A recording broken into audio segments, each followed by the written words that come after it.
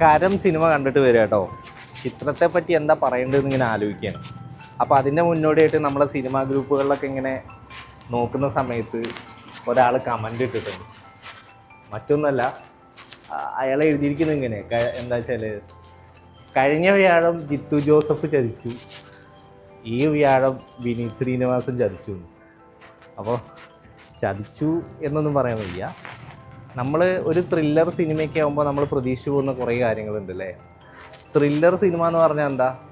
ആളുകളെ ത്രില്ലടിപ്പിക്കുക, അല്ലെങ്കിൽ പ്രേക്ഷകരെ ത്രില്ലടിപ്പിക്കുക എന്നുള്ളതാണ്.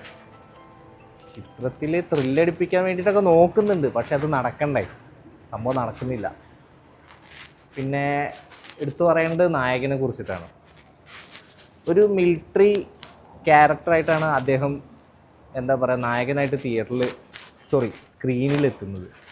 നായകനെ സെലക്ട് ചെയ്ത കാര്യത്തിൽ ചെറുതായിട്ടൊന്ന് പാളി എന്ന് വേണമെങ്കിൽ പറയാം. കാരണം നോബിളിനേക്കാളും ഒക്കെ ഒന്നും കൂടി കരുത്ത് തെളിയിക്കുന്ന, അല്ലെങ്കിൽ നമുക്കൊരു ത്രില്ലർ സിനിമ ആയതുകൊണ്ട് തന്നെ ഒരു ത്രില്ലടിപ്പിക്കാൻ കഴിയുന്ന ഒരു നായകൻ വന്നിരുന്നെങ്കിൽ ഒന്നുകൂടെ ചിത്രം മെച്ചപ്പെട്ടിരുന്നു എന്നാണ് എനിക്ക് പേഴ്സണലായിട്ട് പറയാനുള്ളത്. ഫസ്റ്റ് ഹാഫ് തീർത്തും ഷോക്കായിരുന്നു.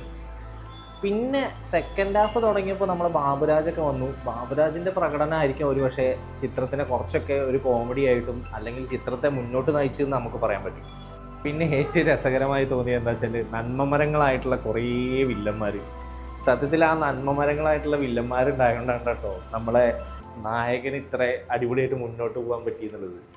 ക്ലൈമാക്സിൻ്റെ കാര്യം പറയണ്ട, ക്ലൈമാക്സും ഭയങ്കരമായിട്ടുള്ളൊരു നന്മമരമായിരുന്നു. അത് നന്മയിലൂടെ തീർന്ന ഒരു ക്ലൈമാക്സ്. നമ്മൾ പ്രേക്ഷകർ വിചാരിക്കുന്ന പോലെ ഒന്നുമല്ല സംഭവിക്കുക. വേണമെങ്കിൽ നമുക്ക് ഇങ്ങനെ പറയാം കേട്ടോ, അതായത് ഒരു ത്രില്ലർ മൂവിയിൽ വളരെ ഫീൽ ഗുഡായിട്ടുള്ള ഒരു ക്ലൈമാക്സ്, അതാണ് ചിത്രം. പിന്നെ BGMത്തിൻ്റെ കാര്യം പറയേണ്ട ആവശ്യമില്ലല്ലോ. എൻ്റെ പൊന്നെ, BGM തിയേറ്ററിൽ പോയിട്ട് തന്നെ കേൾക്കണം, അപ്പം അറിയാം BGM പാളി. സത്യത്തിലേ ചിത്രത്തിൽ കുറേ പാളിച്ചകൾ പറ്റി. സ്ക്രിപ്റ്റ് പാളി, ഡയറക്ഷൻ പാളി, പിന്നെ BGM പാളി. പിന്നെ ലാസ്റ്റ് പറയുകയാണെങ്കിൽ നമ്മൾ നേരത്തെ പറഞ്ഞ പോലെ നായകൻ മാത്രമല്ല, കാസ്റ്റിങ്ങിൽ കുറച്ച് പാളിച്ചകളുണ്ടായി.